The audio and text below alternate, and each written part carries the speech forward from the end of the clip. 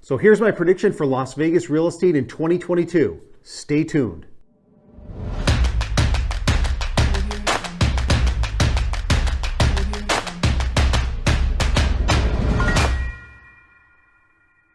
What's going on, my YouTube friends? This is Jerry Abbott, your favorite Las Vegas realtor. Today's video is going to be about all of Las Vegas real estate in 2022. We're going to talk about some stats, some updates, and some information that I think you guys are really going to like. But before we dive into the video, guys, a couple of quick things. If this is your first time to the channel and you want to learn everything there is to know about the Las Vegas real estate market, then definitely subscribe down below. And also give me a thumbs up like, guys. That would really help the channel out. And just remember, I'm a local realtor here. I've lived here for nearly 20 years. I know every inch of this city. If you're thinking about relocating to beautiful Las Vegas, I've got your back. Just call, text, or email me anytime, and I'll help you find that perfect dream home. Let's dive into the video.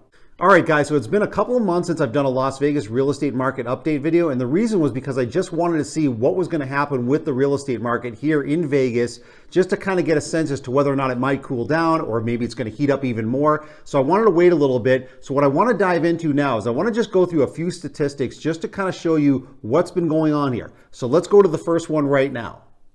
All right, guys, so if you've been following the real estate market in general across the country, I'm sure you know that real estate prices have skyrocketed since the pandemic started about 2 years ago. But in the last year alone, prices have gone up an average of 20%. As you can see here on screen, the average home price now across the country is $500,000. Now, if we drill down into the Las Vegas market, you're going to see another on-screen graphic here that I put together. If you take a look at that lower left highlighted graphic in red, you can see that the average price point in Las Vegas about a year ago was $350,000.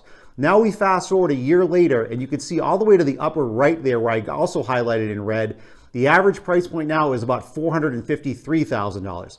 So there's definitely some sticker shock going on here. That's an average of about 30% increase in the last year just in the average home price in Las Vegas. It is getting out of reach for some people, but this is just the new normal that we're living in, guys. And I want to show you the next statistic here that shows you the reason why. So if you guys take a look at this next on-screen graphic here, you'll see that I highlighted right in the middle, just about 3,500 homes were for sale back in October. So about 6 months ago, that was the inventory that was for sale in Las Vegas. But if you take a look now, as we've gone down the last few months here, you can see that we went to the low 3,000s, then we went into the 2,000s, and now we're just over 1,800 homes for sale in the Las Vegas market. That's one of the big reasons why prices continue to skyrocket here. There's just not a lot of inventory for sale. Even the new home builders are having trouble keeping up with the new construction of building homes because the demand is so strong. And the reason the demand is so strong is something that you're going to see that's very interesting in the next graphic.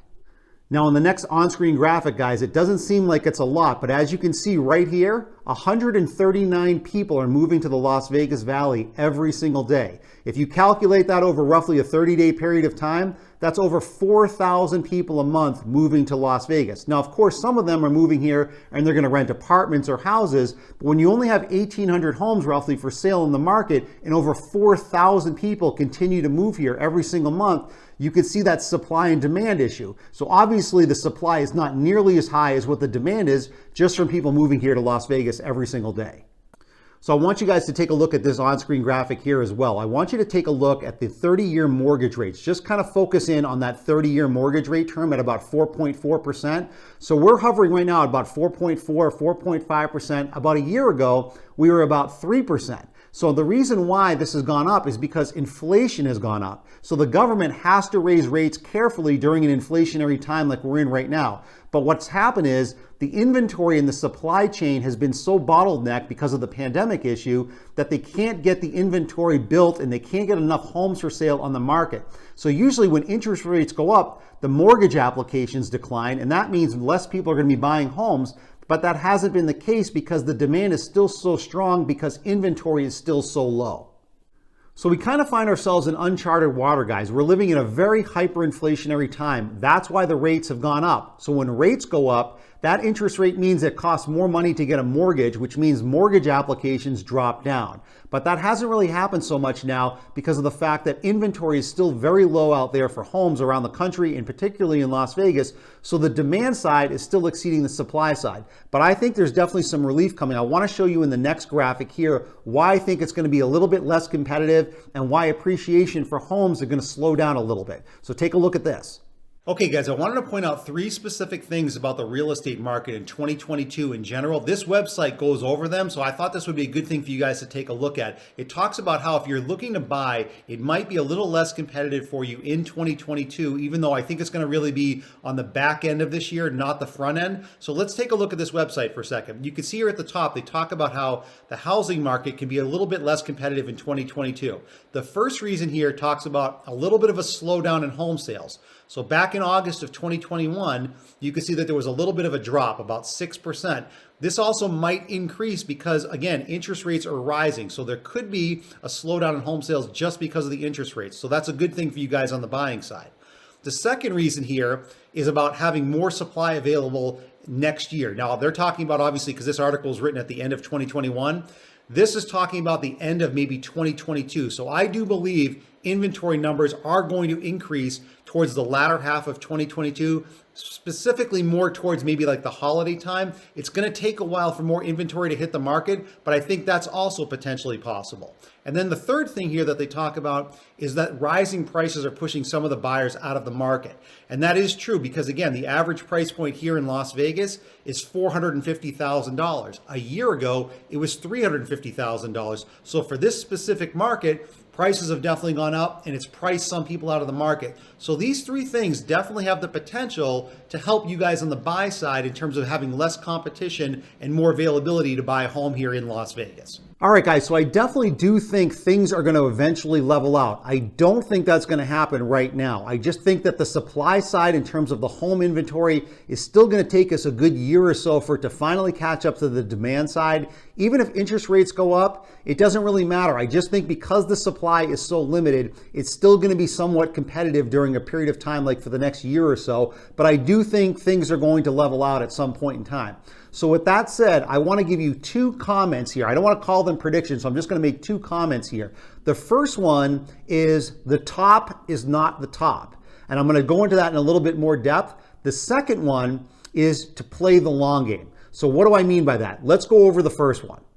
All right, so the first statement that I just made about the top is not the top, that basically means that there doesn't seem to be a top in anything. So if you think about how long we live our lives and how much prices continue to go up in all different industries, you realize that there's never really a top to it. So if you take a look at the horrible situation going on now with gasoline prices, if you take a look at that statistic, that absolutely just blows your mind. I mean, 2 years ago when we were into the middle of this pandemic, gas prices were not even half that price. So you can see that the top is really not the top because gas prices, just in that example, continue to go up. So now let's take a look at your food bill. Has your food bill gone up? You bet it has, because grocery prices have gone through the roof. This all has to do with the bottleneck for the supply chain issues and all the inflationary pressure that we've been feeling. So dairy prices have gone up, meat prices have gone up, fruit prices have gone up.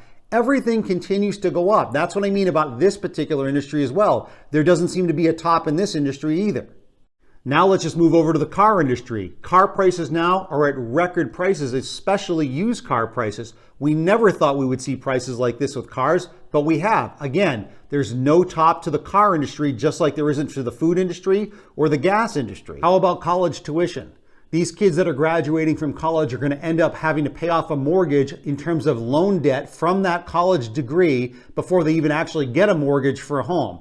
I could talk for an hour about how ridiculous the college tuition prices are and why they're so completely unjust. But again, college tuition, even from a few years ago, much higher now than they were before. No top to this industry as well. Okay, so let's talk about real estate. Now, real estate has continued to skyrocket just as much as all of the other industries, if not more. But the difference with real estate compared to buying food for your house or for gas for your car is that when you buy gas for your car or food for the house, that money just goes right out of your wallet or out of your pocketbook instantly. You never see that money again. When you buy real estate and you buy a home for yourself, that's an appreciating asset, especially during a hyperinflationary period of time. So with that said, when I said before that there is no top, that basically means there's no top for any of these industries, but with real estate at least, your money is appreciating. When you buy gas or clothing or you pay for college tuition, that's not appreciating. That money is gone. So the best thing you can do is to look at it and say, hey, you know what? There's not a top in any of these industries. If you buy real estate at least, your money is going to grow over a period of time. And that's a very important thing, which leads me to the second point that I wanted to make.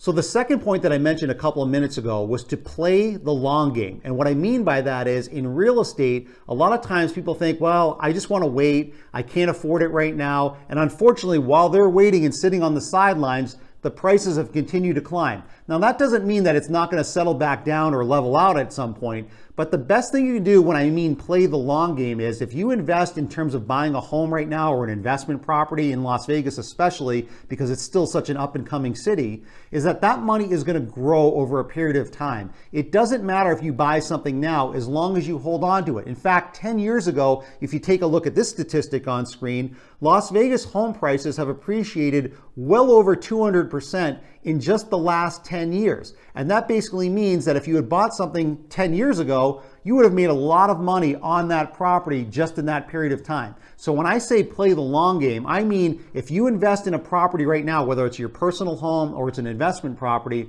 over a period of time, especially a long period of time, when you play that long game, your money is going to appreciate. It's one of the best things you can do with your money. I would highly advise buying a home in Las Vegas if your desire is to move here. That is definitely one of the best things you can do with your money. So I hope you guys enjoyed today's Las Vegas real estate market update video. If you have any questions or comments or concerns, feel free to write them in the comment section down below. And if you guys are at all thinking about relocating to beautiful Las Vegas, I've got your back. I'm a local realtor here. I've lived here for nearly 20 years. I'd be happy to answer any questions for you on your relocation needs. Just call, text, or email me anytime, and I'll help you find that perfect dream home. See you guys in the next video.